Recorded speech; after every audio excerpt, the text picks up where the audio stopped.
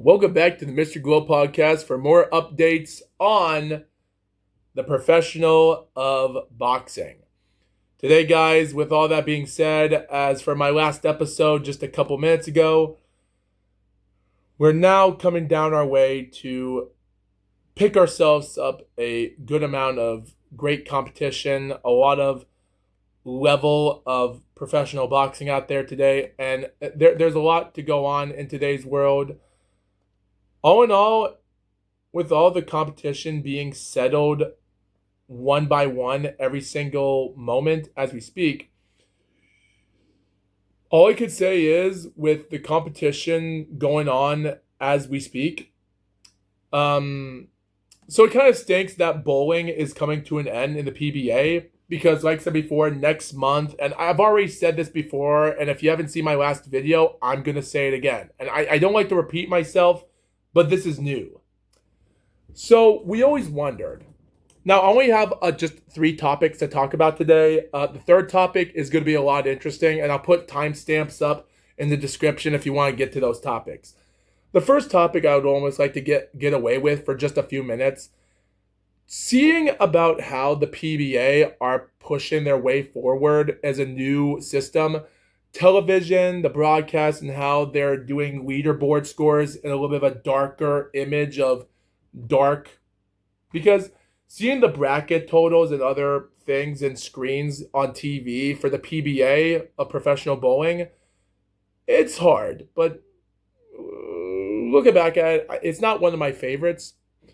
But it is interesting to look at. But it's not my favorite. So considering that the PBA is coming to an end tomorrow, does make you wonder what's going to happen next month, because it's like all bowlers are going to get tired. Their performances are already going forward. And the thing is EJ Tackett even ready to win another Shark tournament? I don't know. But again, I don't think I would even have a problem with that either way. Again, like I said before, the tournaments are otherwise off a tough deep end because they put in so much to chew for that it's not really that hard for me to look at by all means necessary, because I see this as a legit sport, to know that. Because the thing I do want to say is that even though after the World Champions are done, next week they're doing the PBA Elite League for the Battle of the Brands, where they're doing Brunswick, Storm, Hammer, Roto, GP, Grip, Motive, 900, Global, etc., etc. I hope Brunswick wins. But again, after that, tomorrow will be on June the 21st, they're going to do the PBA Norm Duke. And around this time is when they're going to do the PBA and PWBA Breast Cancer Awareness Mixed Doubles, which will be on August the 2nd, live on Bowl TV. And then on August the 31st will be the Storm Lucky Larson's Masters. The thing about the PWBA, on the other hand, is that it does upset me that there's not a lot of competition for the PWBA. Like, for instance, 2021, they managed to do a lot of tournaments, a lot, over like maybe 20 titles. And I was great for that. They had Player of the Year Brina Coate to become Player of the Year that year. And what happened to Coate? Well, Coate went back to PBA in 2022 and barely managed to win managed to win 2 titles, but unfortunately, Shannon O'Keefe would actually win the whole thing. And Danielle McEwen would not be tough anymore after that. 2023, Jordan Pritchard comes in. As for Shannon O'Keefe, she wouldn't even win one single title. Not once. And Jordan would go on in a 3 winning streak. 2024 comes in, and this young Asian woman comes out of nowhere, Sin Wei Jane, wins majors, defeats Jordan, the former player of the year, and becomes player of the year dominantly.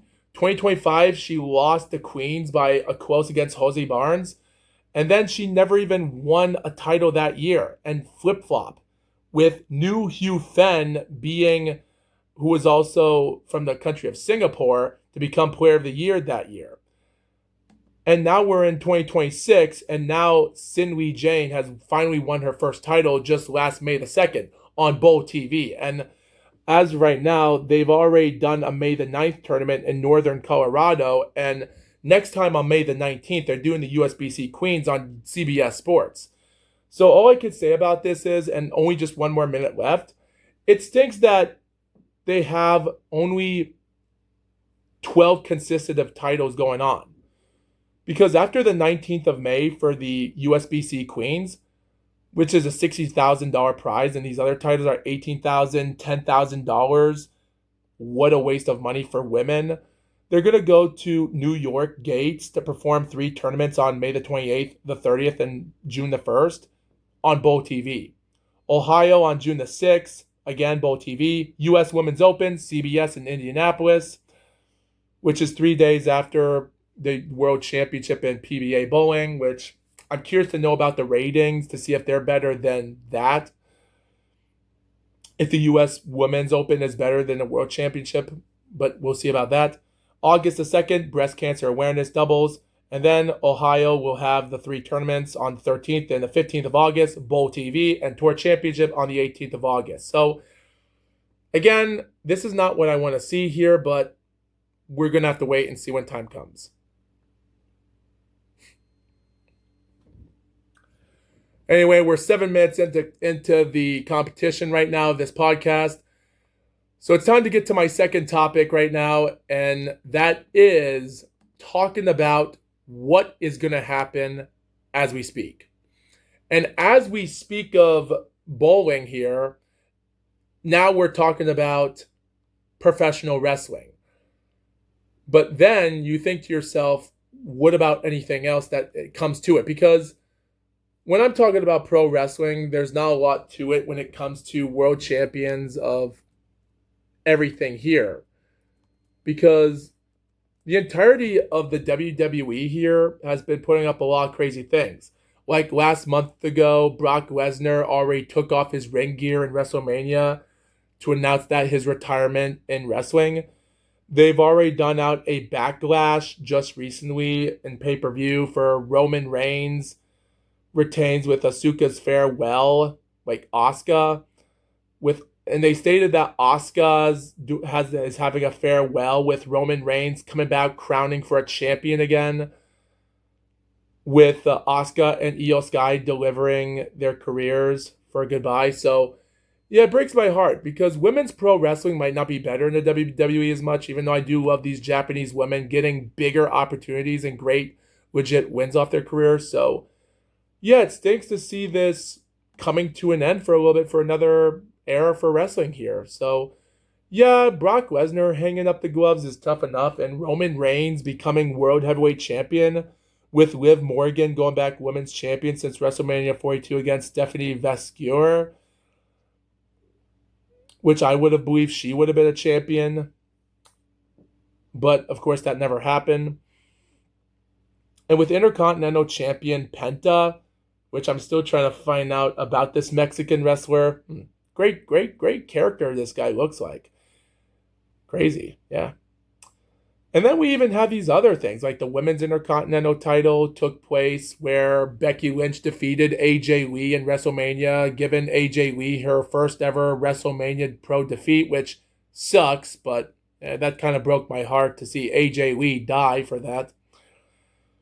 But yeah, all of these other crazy world champions are off the boundary for craziness. Like, we still have Cody Rhodes winning, still holding on to the undisputed WWE Championship since last March against Drew McIntyre.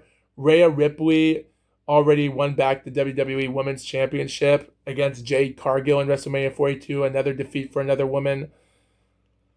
And United States Women's Champion for Tiffany Stratton Which it's great that what I like about women wrestling today is that women are finally having multiple belts to fight for United States to Intercontinental to World Championship and even Tag Team Championship. So I have a feeling this is gonna get better by the moment.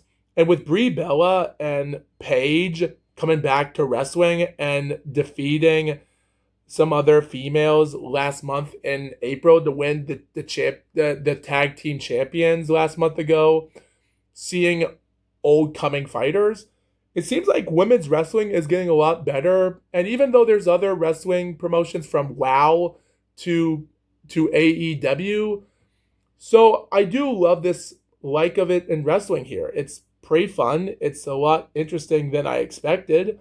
There's new faces and new names here in the wrestling business that I do find interesting.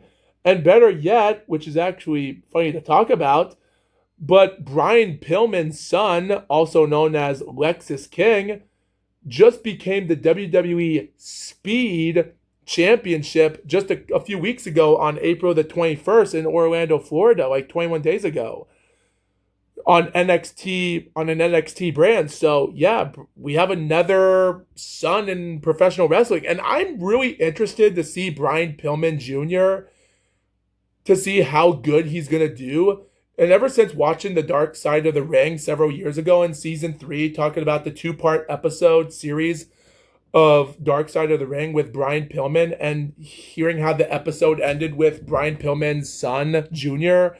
being a wrestler, and he was also an OVW heavyweight champion. So I'm going to be really excited to see Brian Pillman Jr. in wrestling and to see what he's going to do. It's going to be really interesting, and it's also going to be interesting to see these other girls like Ren Sinclair that became the WWE Women's Speed Champion, which is another NXT championship.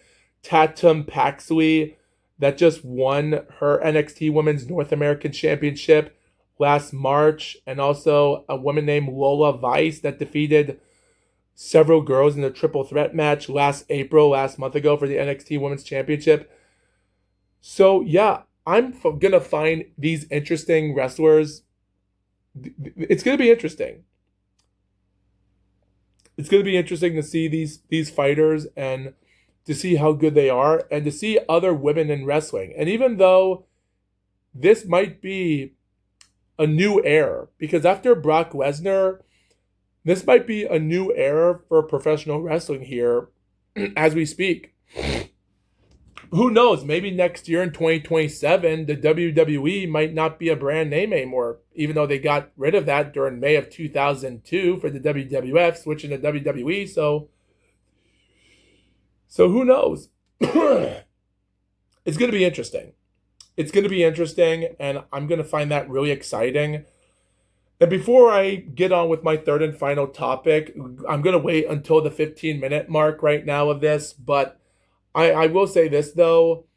Whatever's going to happen, it's going to happen no matter what.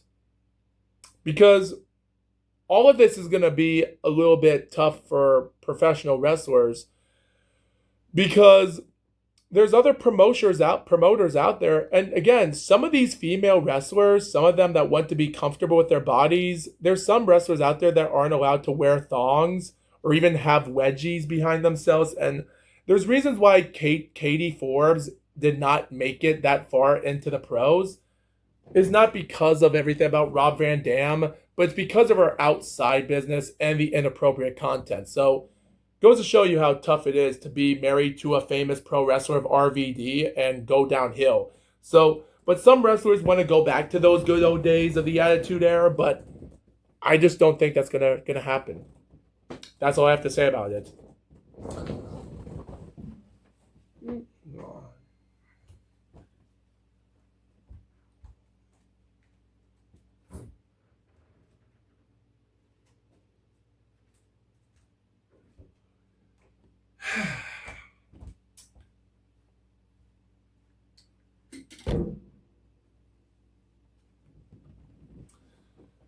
All right.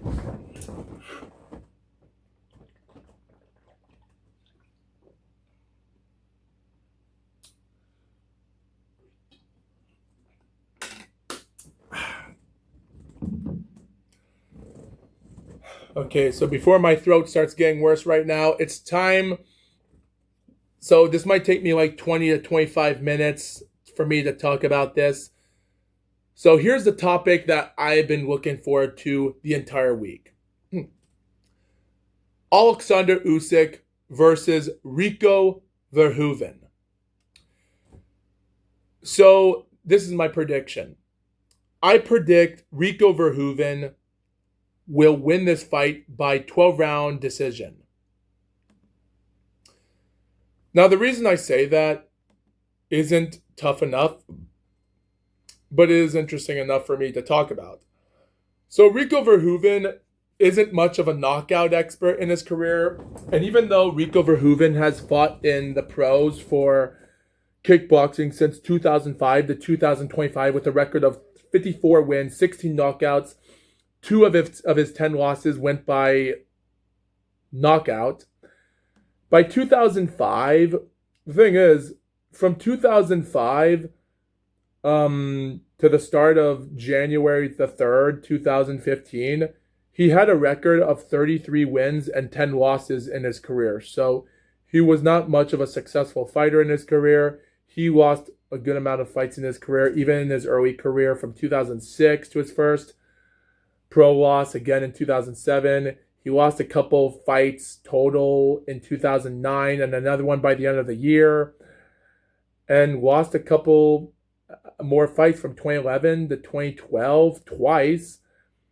And he lost against interesting fighters and longtime contenders, from Sammy Sklit in 2012, and even had moments of being faltered as not much of a great fighter. And then in 2014, by the end of 2013, he decided to take a break and decided to go pro in pro boxing on April the 26th, 2014, against a guy named Janis Finfera, a guy with a Sakura Hagiwara record. And he's also known on BoxRec as UFO from Hungary, with 7 pro fights, 6 losses, all by knockout, 1 no contest. He's actually known for losing against Huggy Fury, Tyson Fury's brother, last year ago in May of 2013, one year before Verhoeven fight. And he's also known for losing against an undefeated fighter named Zakari Azouzi, a guy that's known for being one of the 30 easy opponents that Derek Chisora could easily beat. Just beat easily. Which you can tell what competition was for Chisora back in the day. Pretty much. And even the guy lost against a couple other fighters that had undefeated records and nobodies, and even lost against a random guy from Kosovo in his debut named Timmy Shala. And that guy's career went downhill, losing fights against some decent competitors. But all in all, there's nothing much you can say about that. But again, it was tough, to say the least.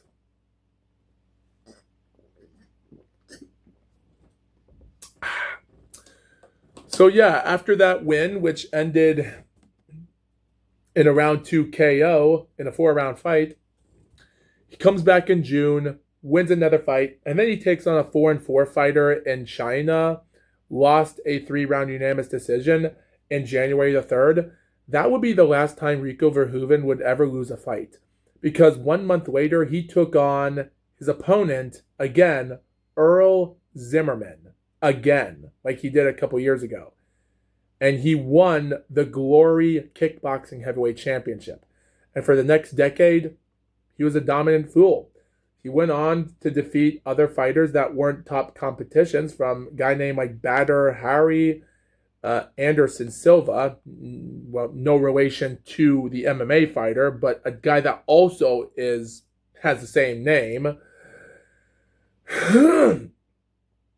And then he would go on to defend the title a bunch of times in 2017 and a couple fights in 2018.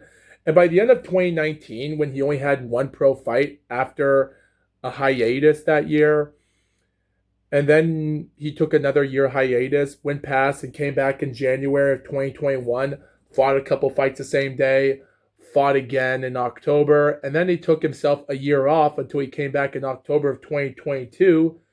He wins a fight. He takes 360 or 70 days back to the ring on November the 4th to win another fight in 2023. And then he takes, like again, he was at this moment in the 2020s, he was just taking hiatuses like never before.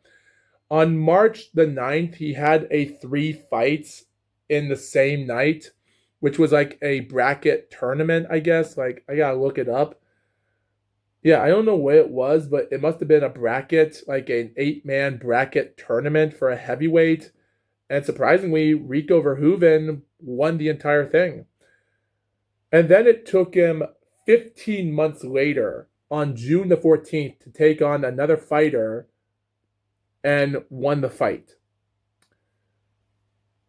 And now Verhoeven is coming back to the ring, only this time in pro, for 11 and a half months out of the ring. So it's not common for him to be out of the ring that much. But the 2020s, he has been faltering.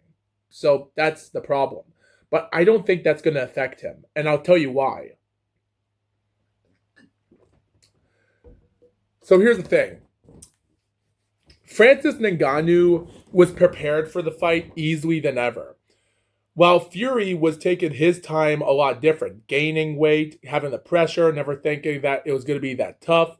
So when Ngannou scored that knockout against Fury in 2023 was tough enough, and seeing how he actually thought that he was winning the fight and had Fury giving him the last rounds to lose that fight was tough enough. It was a 10-round fight, and the problem was, this would have been for the lineal weight heavyweight championship instead. That's how crazy that whole thing was. So my answer to this is, why not just make this a lineal weight title fight in the heavyweight? Because at this moment, there's no need for the WBC to organize this fight as a WBC title for Verhoeven, who hasn't fought in 12 years against Usyk. It's a dumb situation that might kill boxing if they do that. And I understand Usyk wanted this fight, get the opportunity. Is he doing it for the money? Because if he is doing it for the money, then greed will just imprison us all. Because greed might get to us a lot more. And that's why I'm afraid of Usyk. He's pushing his leverage that far. Now, even if he's doing it for the good of it, I question that. But here's the thing. The thing about kickboxers and MMA fighters can still study out their breaks a lot different. As kickboxers, they can try to study their kick, study on taking the kick here and this or that, and then try to study on throwing jabs and punches at times when they do. So it's not common to see that. So when looking at it from that perspective, I do see a good level of toughness into Verhoeven. I think if you can study where to take a kick and to kick someone, it might study easily to take a good jab once in a while. So I think it's going to be a piece of cake. The only problem is that it's not going to be that easy for him. But if he can actually outbox Usyk, which I have a feeling he will, he might set out some great jabs once in a while. The only thing I'm worried is he has been knocked out. He has been hurt before in his career, and I've seen some of his fights. I've been watching his fights and his footage, and I do see dangerous into him.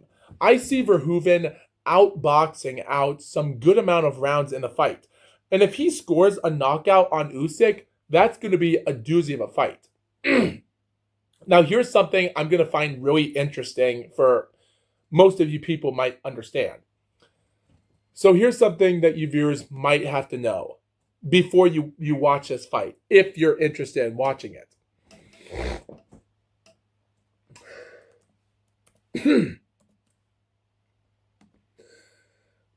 So the World Boxing Organization has had some interesting moments in their career, and this is one of them. First things first, I gotta find it. Because this is history of the making. when it comes to most of some great, great fighters in boxing. And that includes Vasily Lomachenko. Now, Vasily Lomachenko took himself a lot into his career. Vasily Lomachenko won the WBO World Champion back in June 21st, 2014. From October the 12th, 2013 was his debut. It took him 251 days, I think. I'm going to look that up on calculator. I'm going to go to my calculator between dates to make sure if that's right or not. October the 12th, June 21st. October the 12th, June 21st. October the 12th, June 21st. October the 12th, June 21st. October the 12th, June 21st. I think it was 21st. Yes, 21st. Okay. So if we had to add on that to this, that would be 251 days without not including the 1 day added. Yes, 251 days. So it took him 251 days to become champion. Here's the problem. On March the 1st, 2014, in Texas, by a referee named Lawrence Cole, screwed Vasily Lomachenko in his second pro fight, giving him his first pro loss against Orlando Salido for that belt. It ended in a split decision loss, given Vasily's first ever pro defeat. And if he would have won that fight, he would have been the first guy to break the record in having 2 pro fights to become world champion in professional boxing. No one has ever done that before. It took him 140 days to have a title fight. Now, of course, the boxer with the record with the lowest, the boxer that still holds the record for this is Saintsak Mungstrin, a fighter that took him 241 days to become super lightweight champion.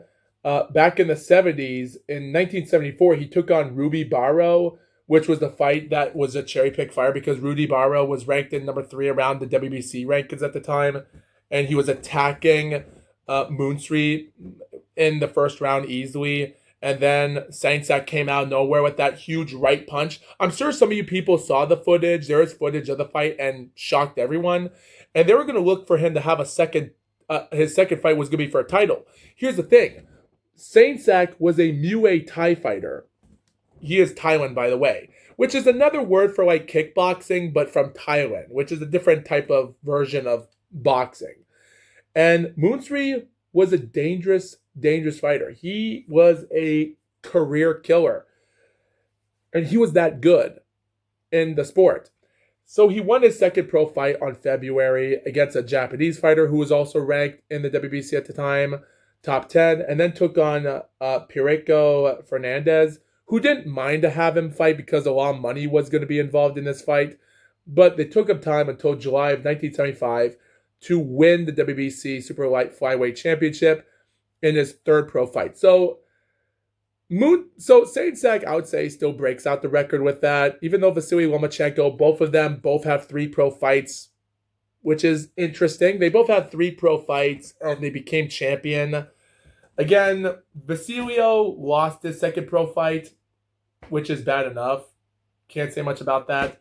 And again, it took him 241 days to become champion, while Vasilio took him 252 days to become champion. It would have taken them 141 days to become champion if it wasn't for that fight with him in Orlando and the places he was in from Arlington, Texas, from Lawrence Cole, which was the reason why he lost the fight in controversial standards. It is what it is, but we can't argue anything about that because it is what it is. As for everything else going on for their careers, here's the craziest thing that you people might want to know. The Klitschko brothers, Ovidiy Klitschko and Vladimir, I think as well, before they became pro boxers, they were also dangerous kickboxers in their day. So, because Ovidiy Klitschko and others were dangerous fighters at the time, they were kickboxers as well back in the day as well. And they found their level of fortitude that dangerous that it is. Now, we only have 10 minutes left until the 40-minute mark, so I'm going to end this episode until 40 minutes. But here's my thing. Vitaly Klitschko was that damn of a good fighter as a kickboxer. And even for Vladimir was dangerous enough. So there's a reason why those two were that damn good in boxing in their career. Yes, they needed help and they needed new trainers, new help and motivation to themselves to keep themselves going.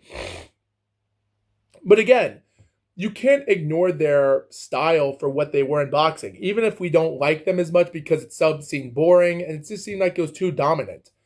That's the beauty of boxing right there, and that's what I like about it. So Verhoeven, even though Oleksandr Usyk is also from Ukraine as well, you do gotta be off the careful side of understanding what he's gonna do for some reason.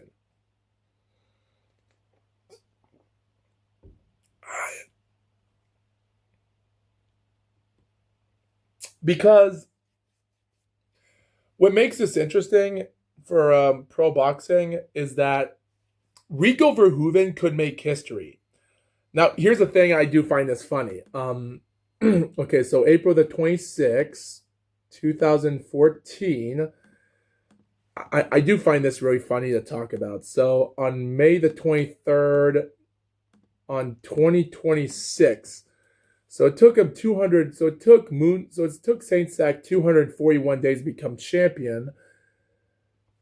For Rico Verhoeven, his first pro fight back in April 26, 2024, if you put him on May the 23rd, 2026, if he defeats Oleksandr Usyk, you total that to 4,410 days, which is 12 years and 27 days. Which is not really a good record to break. Crazy. So if Verhoeven wins this, forget about the dates. It is what it is. But here's the thing I will say, though. Verhoeven could be the first boxer to become champion in a second pro fight. Again, they don't have to put the WBC belt on the line.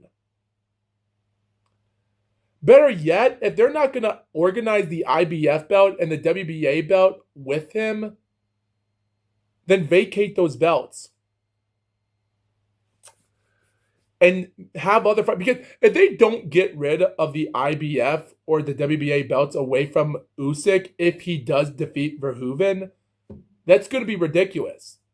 Because if Verhoeven beats Usyk and wins the WBC belt, then that means they're going to have to award the rest of the titles to him. So that right there just makes this even so bad that why not just vacate the IBF and the WBA?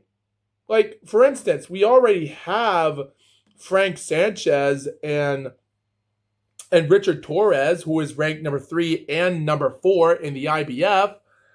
And number 1 and 2 are vacant in the IBF. So why not have those two fight for the IBF belt, vacate the IBF belt if Usyk's not gonna have that belt being defended for Verhoeven, and then have one of them fight it. Verhoeven isn't even ranked in the top 15. So what gives? Why not just have a 10-round pro fight or something here, and just like Francis Ngannou and Tyson Fury, or if they're going to do a 12-round fight, fine, do that. Because George Foreman also defended his belts, his last 2 title defense belts in 96 and 97 for the lineal weight title, and lost against Shannon Briggs for his lineal weight belt in 97 for his retirement in a 12-round fight. So why not just bring in the lineal weight heavyweight? Dude, is the lineal weight title still a legit title? It should be. It should still be a legit title. Again, there's reasons why I do say this. Verhoeven is a more dangerous, skilled fighter than I ever thought.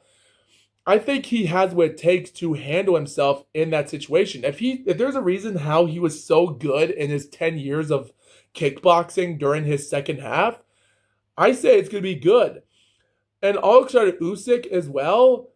The thing about Oleksandr Usyk is that he's 39 years old. And Rico Verhoeven is 37 years old. Yes, Verhoeven is an orthodox fighter with a southpaw fighter of Usyk. And I haven't looked up information if Verhoeven lost any of those fighters that were southpaw. So that right there might say something there for me. But those losses he had in 26 and 2015 were all in the past. So who knows? So here's my final thought. Verhoeven 6'5", 78 and a half reach advantage with a 78 reach advantage and 6'3", Oleksandr Usyk.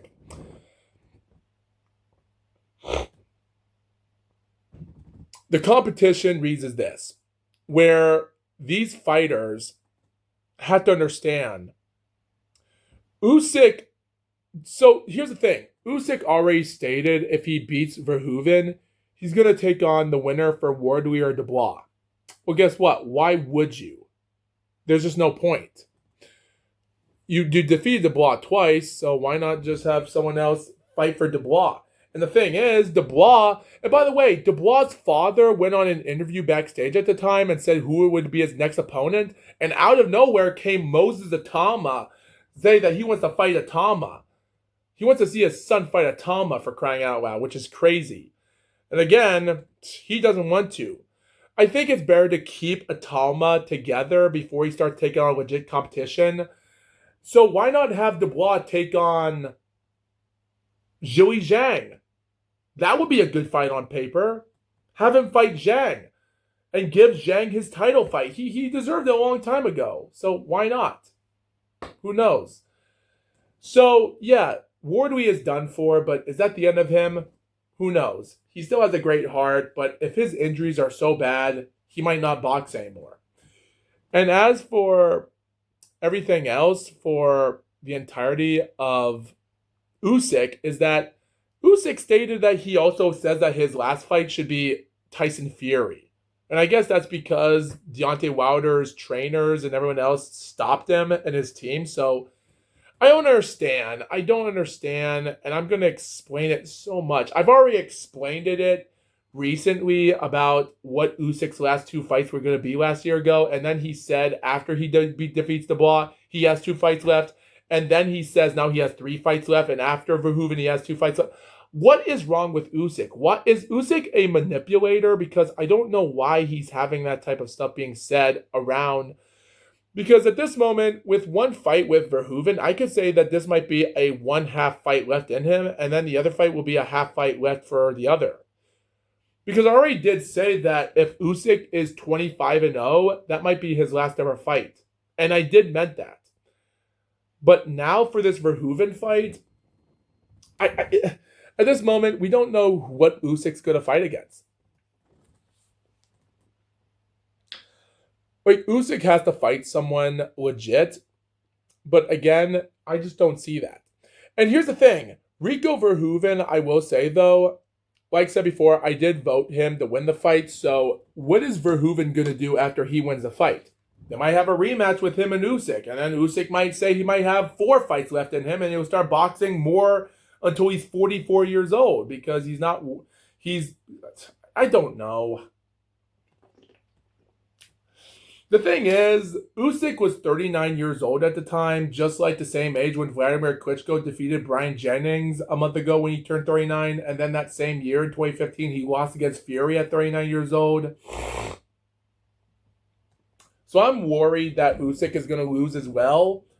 And I just think the pressure's over it. Now, of course, Usyk is going to take this fight seriously, just like how Fury should have taken the fight seriously with Ngannou. But again, we're just going to have to wait and see and try to understand what's going to go on. Again, you guys let me know if you think that this fight should happen. But with only 1 minute left on the video here, my final thought is Verhoeven will win the fight. But what is he going to do after the fight? Who knows? I'm worried that a rematch is going to happen, and that's going to be ridiculous. As for Oleksandr Usyk, it's going to be decent, because if he does win this fight, I'm just going to be so embarrassed. Even if it ends in a round 3 TKO. I don't think Usyk is going to go 12 rounds. He might take his time in the first couple rounds to study, but we're going to have to wait and see. But anyway, that's going to be the end for this podcast. Like, my throat is getting redder by the minute right now. Like, oh man, my throat really hurts like crap right now. Crazy. Anyway, thank you viewers for watching this episode. We're going to see what happens next time. And with that being said, see you in the next video.